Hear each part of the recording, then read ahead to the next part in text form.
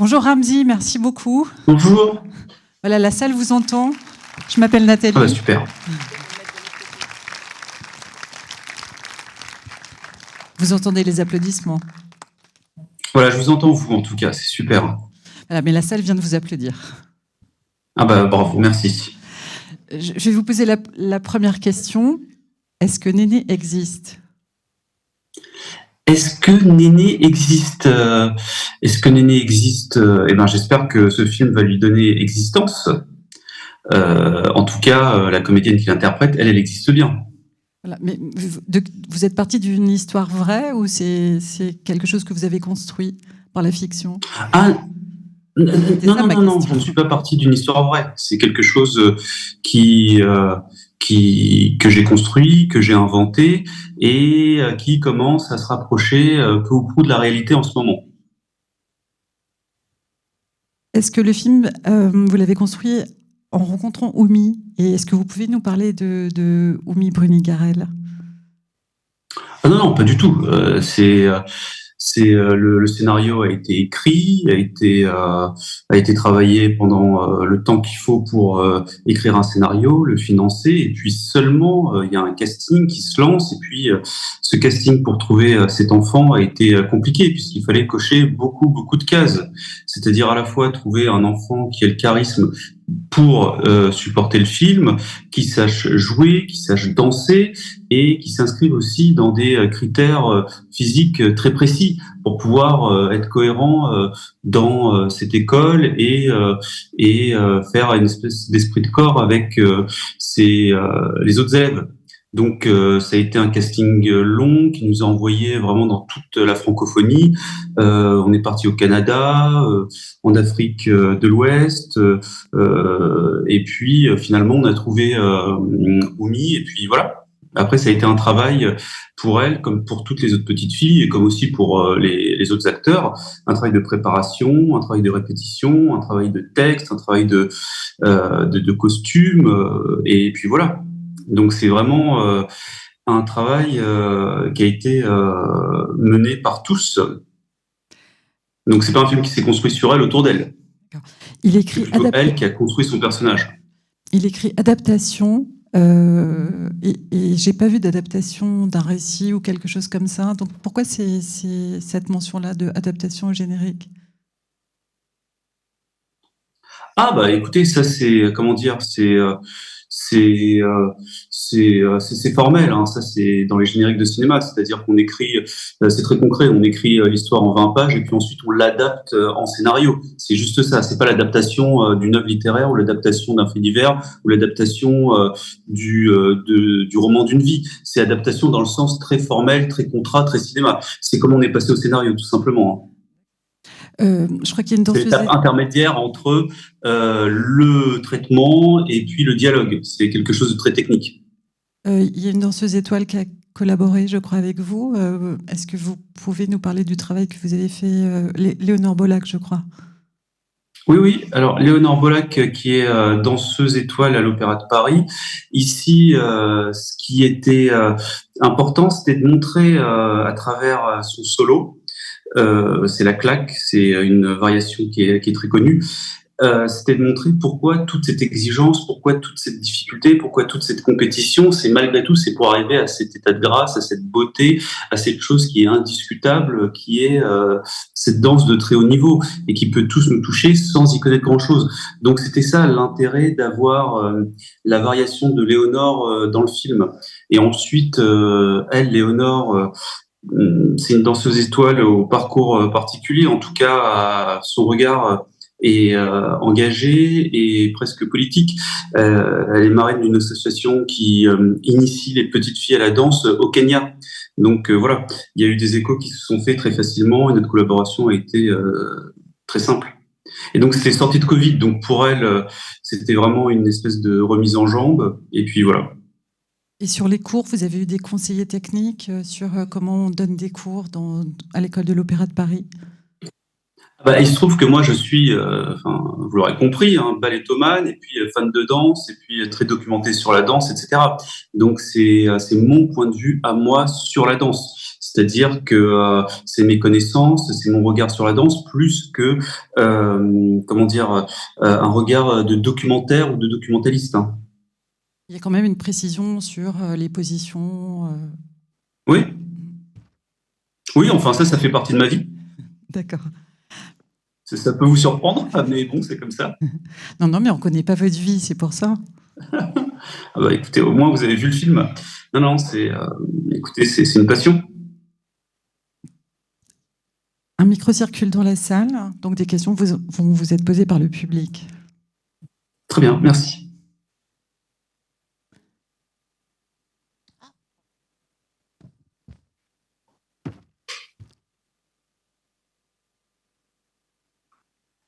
D'accord. Bonjour. Alors, Bonjour. tout d'abord, j'ai trouvé votre film très beau, vraiment incroyable. Mais j'ai une petite question. Dans votre film, vous montrez la discrimination de la couleur de peau. Et vous avez utilisé la danse pour montrer cette discrimination. Pourquoi la danse particulièrement ? Ah bah ça c'est une très bonne question. Alors pourquoi la danse particulièrement et surtout la danse de haut niveau comme ça à l'école de danse de l'Opéra de Paris? C'est parce que dans le milieu de la danse, on peut dire les choses frontalement. C'est-à-dire qu'on peut classer les gens par rapport à leur taille, par rapport à leur poids, par rapport à la carnation de leur peau, et ça permettait d'avoir des dialogues plutôt directs, sans langue de bois. Et voilà pourquoi la danse. Très précisément pourquoi la danse. Si le film se passait dans le milieu politique ou dans le milieu de l'entreprise ou dans le milieu de l'université, par exemple, il y a toujours des manières de parler qui empêchent de dire les vérités. Alors que la danse, le discours est dit, formulé sans complexe. Donc voilà pourquoi la danse.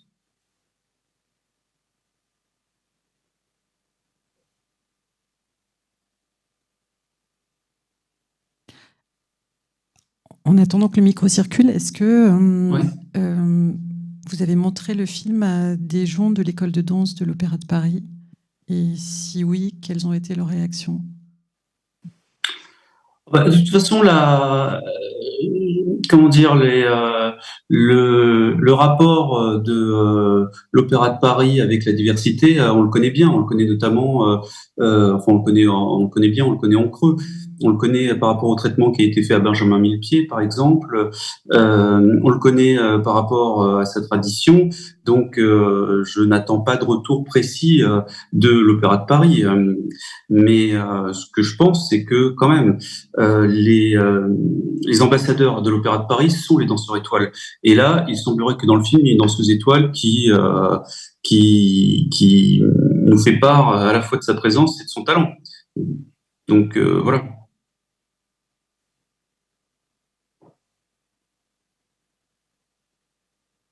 Mais évidemment, il y a quelque chose de sulfureux.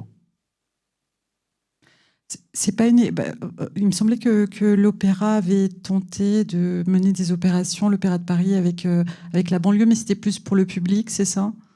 Plutôt que l'école de danse qui reste très fermée? Ça, je ne sais pas très bien, mais en tout cas, force est de constater qu'il n'y a pas de sujet ou de premier danseur ou de danseur étoile noir, c'est tout. Après, il peut y avoir de la communication. Il y avait eu en 2019 les Indes galantes de Rameau.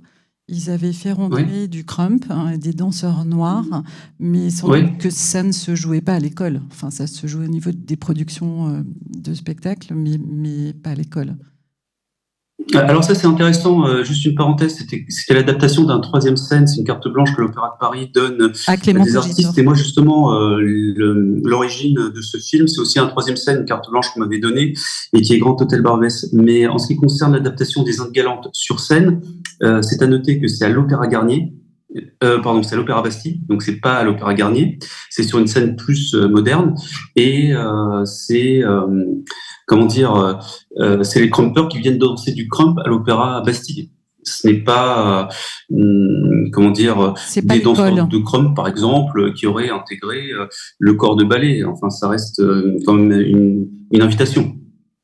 Oui, parce que ça, c'est très dans une invitation à Bastille qui est quand même une scène beaucoup plus moderne que celle de Garnier. Oui, parce que c'est vrai que ces deux institutions, enfin, je ne sais pas si c'est très identifié par le public ici à Royan, mais en effet, il y a Garnier pour la danse et Bastille qui est pour le lyrique. Enfin, voilà, il y a vraiment deux scènes. Voilà, et puis pour des initiatives plus modernes, plus contemporaines. Voilà. Qu'est-ce que vous aviez fait pour la troisième scène, qui était une plateforme un peu de création, c'est ça, en cinématographique de l'Opéra de Paris? Donc, c'est-à-dire que l'Opéra de Paris, il y a l'Opéra Garnier, il y a l'Opéra Bastille, c'est les deux scènes. Et puis la troisième scène, c'est un site internet qui s'appelle La Troisième Scène. Et sur ce site, on peut voir gratuitement plusieurs courts-métrages qui sont réalisés par des réalisateurs qui n'ont pas de lien identifié à l'Opéra de Paris et qui s'emparent soit de la danse, soit du chant, soit de la musique pour faire un film d'une dizaine de minutes. Voilà. Et dans le cadre de cette troisième scène, j'ai réalisé un film qui s'appelle Grand Hôtel Barbès et qui a été le point de départ de Néné Superstar. Voilà. C'était une sorte de court-métrage un peu du film, sa version court-métrage? Oui, voilà, c'était exactement ça et ça a eu, enfin ça a bien marché. Du coup voilà, ça a donné naissance à Néné Superstar. Les Indes galantes, d'ailleurs, c'était la même chose. Hein. Clément Tout à fait. avait fait une sorte Tout à fait. Pas un clip, mais en tout cas une version Crump de Rameau. Voilà. Et d'ailleurs, exactement. Vous pouvez consulter je crois, on peut les voir en ligne, hein, il me semble. En ligne, gratuitement, et voilà. Voilà, si vous avez la curiosité de regarder.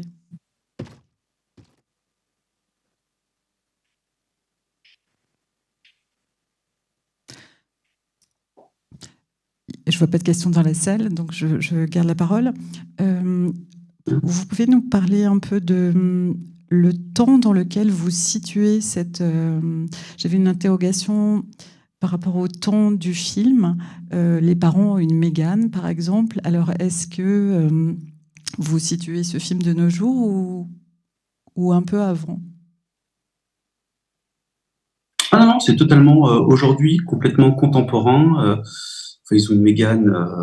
Non, c'est juste la Mégane qui disait voilà, à quelle époque on est? On est aujourd'hui. Voilà. Bien qu'une Mégane, on est aujourd'hui. Un mot sur le casting des parents, Steve et Aïssa. Oui. Comment vous les avez choisis? Comment vous avez travaillé avec eux? Écoutez, là, le travail était plutôt simple. C'est comment dire, c'était une partie très très fluide, très facile. Ce qui était plutôt difficile, délicat, c'était plutôt les acteurs qui jouaient le rôle des profs, c'est-à-dire que pour eux, il fallait trouver une tenue, il fallait exprimer par exemple tous ces exercices de danse de manière à la fois précise, convenable et juste et crédible, se déplacer dans le studio de danse de manière cohérente. Ça, il y a eu vraiment un travail exigeant. Mais en revanche, pour Steve et Aïssa, c'était un travail conventionnel et simple, mais c'était vraiment pour les profs où on a dû se creuser la tête pour rendre ce corps professoral crédible. Parce que c'était vraiment très technique ce qu'ils avaient à faire. On a une question du jeune homme devant. Alors, j'ai une autre petite question. Combien est-ce qu'il vous a fallu de temps pour réaliser ce film? Ah là là là là là là là là. Ah, ça, il faut du temps. Hein. Alors, le temps, c'est-à-dire qu'il nous a fallu, par exemple... alors, il y a beaucoup de temps. Hein. Il nous a fallu, par exemple, 6 mois pour réunir les enfants et les choisir. Il a fallu 2 ans pour écrire le film. Il a fallu 4-5 mois pour réunir l'argent. Il a fallu 9 semaines pour le tourner. Enfin, tu vois, il y a beaucoup de temps différents en plus. Il a fallu 2 mois, par exemple, pour le monter. Il a fallu 4-5 mois pour trouver la musique, libérer les droits. Donc, tu vois, c'est un travail de 3 ans avec, à l'intérieur de ces 3 ans, beaucoup de temps différents. Enfin voilà. Donc, il faut être très patient et très travailleur. Mais ça, c'est vraiment une bonne question, hein. Donc 3 ans, il y a 3 ans, t'avais quel âge toi? Il a plus le micro. Le micro lui revient. Alors, il y a 3 ans, moi, j'avais 10 ans. Donc, Bah tu vois. Et attends, et encore, c'est pas fini. C'est-à-dire qu'on a fini vraiment toute la fabrication du film en janvier dernier, janvier 2022. Et après, tu vois, il y a eu le Covid, donc le cinéma, et donc là, il a fallu encore attendre 1 an avant que le film sorte. Donc c'est voilà, la question du temps, elle est vraiment très délicate. parce que moi, votre film, il me paraissait vraiment très long à réaliser. Donc c'est pour ça que j'ai posé la question, parce que vraiment, ça m'intéresse. Je suis curieux. Ah bah écoute, mais les films sont longs à réaliser, hein. Est-ce que tu fais de la danse, si je puis me permettre? Le micro est reparti. Alors moi, je fais pas du tout de danse. Par contre, je pratique une autre art, le théâtre. Mais alors, Ouais. pas du tout de danse. Non. Désolée. Non, il n'y a pas à être désolé. Une question sur Mai Wen. Est-ce que elle est un peu la réincarnation, entre guillemets, de Claude Bessy, qui était vraiment la directrice un peu historique de la danse. Enfin, très longtemps, Claude Bessy était une figure de l'école de danse, la directrice de la danse de l'opéra. Ah bah alors, donc oui, elle est à ce poste-là. Alors il y a Claude Bessy, et puis après il y a eu, Brigitte et il y a Lefebvre. encore Elisabeth Platel. Enfin, c'est mais comment mais là, quand vous parlez de Mai Wen, voilà, c'est intéressant parce que il est là l'intérêt du film, c'est-à-dire de mettre en perspective le rôle incarné par Mai Wen et celui incarné par Oumi. C'est-à-dire, et à mon avis, c'est là que réside l'intérêt du film, parce qu'il nous montre la génération de Mai Wen, c'est peut-être une fille des années 80-90 qui, pour réussir, a dû, comme on le voit, se maquiller, se cacher, même changer son identité. Alors qu'aujourd'hui, pour Oumi, il semblerait que c'est tout le contraire. Montrer sa singularité, imposer sa singularité, ça soit une clé pour réussir. Et je pense que le film raconte que finalement aujourd'hui, le plafond de verre peut être traversé et que les choses sont plus possibles qu'hier. Et voilà. Donc c'est pour ça. Alors Mai Wen, effectivement, il y a quelque chose de Claude Bessy, quelque chose d'Elisabeth Platel pour ceux qui connaissent, mais surtout Mai Wen, c'est le témoin d'une époque qui est peut-être révolue. Et c'est là où, dans le film, ce qu'on voit et ce qui est à mon avis intéressant, c'est que c'est la petite qui tend la main à la grande pour l'aider. Est-ce que Oumi vous a apporté des choses personnelles, qui correspondent à son caractère, ou vraiment c'est le caractère du personnage qu'elle interprète au fond? Ah, mais moi je pense que, comment dire, il y a plusieurs réponses possibles selon les jours de tournage ou selon les séquences mais fondamentalement c'est le rôle était écrit et puis Oumi a interprété un rôle. C'est-à-dire qu'il y a des aspects de sa vie qui sont proches du rôle, mais globalement, elles sont différentes les deux, et Oumi a fait un vrai travail d'actrice pour construire le rôle et l'incarner. Voilà. Donc elle a compris quelle était la partition et elle a appris en faisant et puis elle l'a fait, quoi. Parce qu'elle est assez impressionnante. Elle a une volonté de faire. Elle est vraiment déterminée. Elle renonce pas. Et donc Oui. voilà, c'était ma question. Oui. Bah, c'est-à-dire que il y avait une promesse dans le scénario, il fallait tenir cette promesse, et puis elle a su travailler pour faire en sorte que ce rêve qu'il y avait sur papier devienne réalité. Pour tourner ces scènes-là, est-ce qu'elle était accompagnée par une chorégraphe, par des danseurs ou des profs, je ne sais pas? Non, il y a juste, on a eu un travail avec un chorégraphe pour les séquences de danse en dehors de l'opéra, mais pour le reste, voilà, c'était, comme je vous dis, une actrice qui a été dirigée par un metteur en scène. Elle a très bien travaillé. Après, pour les exercices de danse dans l'école, pour vraiment ceux qui connaissent la danse, on voit très bien que c'est des exercices classiques, traditionnels, à la barre. Donc ça, moi, je voulais pas m'encombrer avec un chorégraphe, c'est-à-dire que je connaissais ça. Après, il y avait des moments de danse dans le scénario qui nécessitaient vraiment un travail de chorégraphie qui colle avec la musique, etc. Donc ça, on les a, par exemple, quand elle danse sur Bébé Conte ou sur Petit Biscuit. Après, pour le reste, ça a été un travail plutôt normal. Je veux savoir le rôle entre le scénario et l'interprétation. Est-ce que tout a été écrit, le dialogue, ou est-ce qu'il y a une part de l'interprétation de la part des deux actrices principales? Alors, tout était écrit. C'est-à-dire que, pour plusieurs raisons, c'est-à-dire, moi, je ne suis pas fan de l'improvisation. Et enfin, ça c'est une chose. Une autre chose, c'est qu'on a tourné avec des enfants, c'est qu'on avait donc on était encadré par la DAS, on avait 4 heures de tournage par jour, donc il n'y avait pas la place à l'improvisation. C'est-à-dire chaque jour, il fallait remplir les objectifs. Donc c'était un gros travail, encore une fois, d'écriture, un gros travail de préparation pour pouvoir réaliser ce film qui, enfin, faut bien se rendre compte. C'est un film avec beaucoup d'enfants. Et comme on a été très scrupuleux sur les règles et sur le code du travail, j'avais vraiment 4 heures. Donc dans ces 4 heures-là, il fallait vraiment remplir les objectifs. Une dernière question pour la musique du film.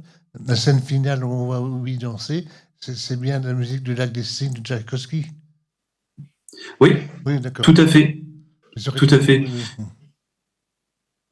Oui. Et pardon, ça aurait pu... Le Lac des Cygnes de Tchaïkovski. Ouais, à la fin, évidemment. ça aurait été mieux de le faire sur un ballet classique du danse, mais là c'est un petit peu improvisé. Enfin, l'image correspond à peu près, oui. La photographie est assez bonne dans l'ensemble. Ah bah super.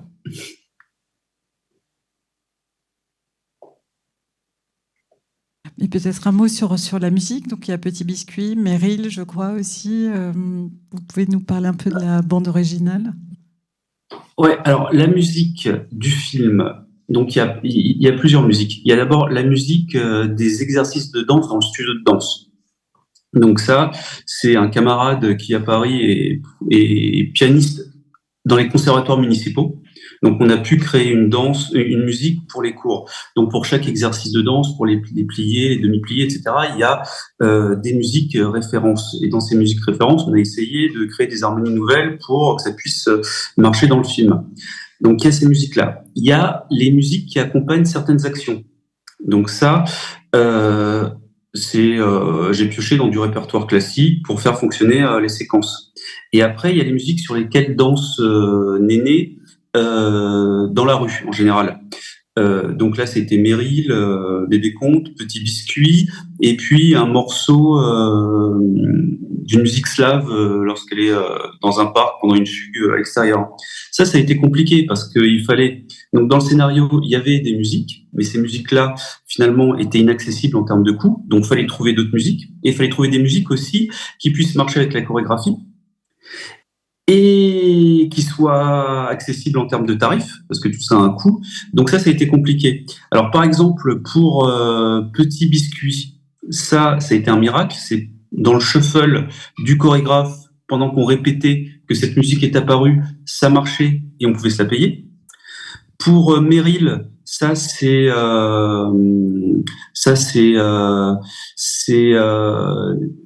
Oumy qui me l'a fait découvrir.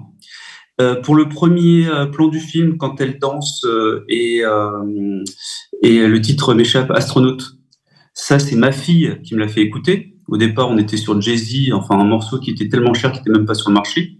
Donc voilà, c'est-à-dire que ça a été un peu laborieux, c'est-à-dire trouver des inspirations, trouver des musiques qui marchent avec des chorégraphies, ça a été vraiment un travail difficile. Donc voilà, il y a trois niveaux de musique dans le film. La musique du studio, ça c'était de la création, c'était très, très bien.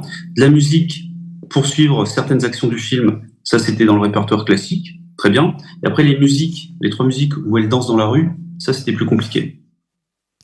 D'ailleurs, c'est un élément intéressant, peut-être que dont le public n'a pas connaissance. C'est quand il y a des musiques comme ça, c'est parfois le coût qui est prohibitif pour certains morceaux, qui empêche finalement les réalisateurs et les créateurs de choisir la musique qu'ils souhaitent. Ah oui, ça c'est compliqué. C'est-à-dire que donc il faut payer les droits musicaux aux artistes. Ça, c'est presque simple si on a l'argent, mais des fois les artistes sont morts et ils ont plusieurs héritiers. Et après, il faut qu'ils acceptent, enfin une question de droit moral. Donc oui, la musique au cinéma, ça peut être très pénible, très compliqué. Enfin, une étape du travail très compliquée. Mais bon, nous, on s'en est sortis et je suis très content de ce qu'on a réussi à faire avec la musique. Parce que c'était aussi un film de danse et de musique, donc il fallait tenir cette promesse. C'est vrai que les deux vont ensemble. Quelle est la difficulté à mettre en scène de la danse ? Alors là, on parle beaucoup des difficultés. Hein. Bon, c'est pas grave, moi, je peux bien vous en parler. Alors, quel est le plaisir et la joie de mettre en scène la danse ?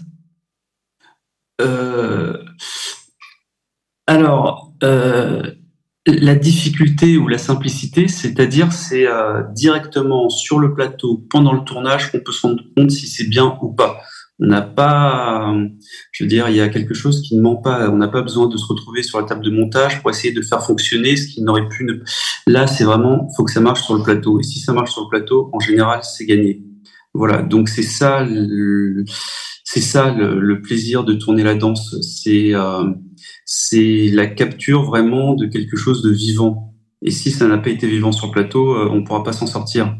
Donc voilà, ça c'est un défi à chaque jour de tournage de danse, quoi.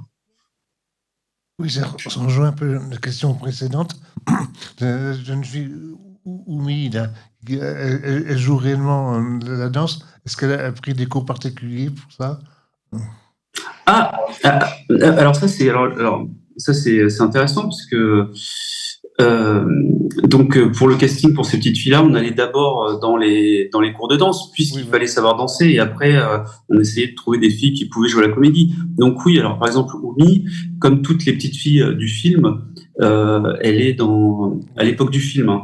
Donc elle était dans un parcours de sport-études, on appelle ça horaire aménagé, plus elle et ses copines, elles préparaient les concours de l'opéra, les concours de l'opéra des écoles à New York, des écoles à San Francisco. En fait, c'était un groupe de filles qui étaient dans le haut du panier de la danse de sa génération à l'époque du tournage. Et plus on avançait dans le casting, et plus miracle, on se rendait compte qu'elles se connaissaient toutes. Donc oui, c'est des filles de haut niveau, quoi. Ouais. Qu'est-ce qu'elle est devenue en réalité ? Elle est toujours, est-ce qu'elle est encore à l'école de l'Opéra de Paris ? Non, elle préparait le concours comme les autres petites filles du film. Alors il se trouve que non, elle ne l'a pas eu. Et il y a une fille, enfin pour l'anecdote, il y a une fille qui a eu à l'école Grasse, c'est une école de danse à Monaco qui est pareil, une école très prestigieuse. On a une autre qui a eu une école à Munich. Et puis après, voilà, elles avaient 13 ans à l'époque du tournage, elles ont 15 ans aujourd'hui. C'est comme ce qu'on connaît peut-être tous le mieux, le foot de haut niveau. C'est-à-dire si à 15 ans la carrière ne s'est pas déclenchée, c'est un peu compliqué. Alors il y en a beaucoup qui se mettent à faire du contemporain maintenant ou du jazz, mais voilà. Pour celles qui n'ont pas eu les grands concours, c'est un peu arrêté. Pour le coup de musique qu'on évoquait précédemment, quand vous prenez dans le répertoire classique, comme le Lac des Cygnes, soit le Lac de Tchaïkovski, il y a des droits à payer ou c'est dans le domaine public, ça ? Alors, des droits de musique, de la composition. Alors ça, on peut en parler, c'est intéressant. Par exemple, il y avait un compositeur que j'aimais beaucoup avec un Lac des Cygnes qui m'intéressait plus, et c'était un orchestre américain qui l'avait produit. Alors il se trouve que là-bas aux États-Unis, il faut payer des droits à chaque instrumentiste de l'orchestre. Donc voilà, alors qu'en Europe, c'est différent. Donc voilà, rien que le Lac des Cygnes, par exemple, qu'on connaît tous, et ben pour trouver la bonne version et la version qu'on peut utiliser au cinéma, c'est aussi un travail. Donc non, pour répondre à les autres questions, le Lac des Cygnes n'est pas gratuit. Le débat va être bientôt terminé. Vous nous avez dit tout à l'heure que vous étiez ballettomane. Alors, qu'est-ce qu'on doit comprendre et est-ce que vous êtes danseur? Ah non, je ne suis pas danseur. J'aime la danse. Voilà, c'est ça qu'on doit comprendre. J'aime la danse et puis j'ai essayé de rendre hommage à la danse avec ce film. Enfin, la danse telle que je la vois et la danse telle que je l'aime. Quelle danse vous aimez? Alors, la danse classique, et puis aussi le hip-hop, et puis en vérité, toutes les danses.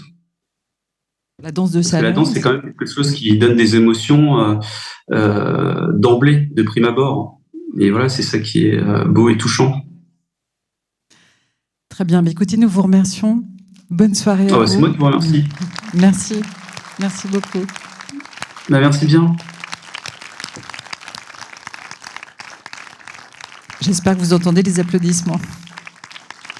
Oui, je les vois, ça me fait chaud au cœur. Merci beaucoup. Merci.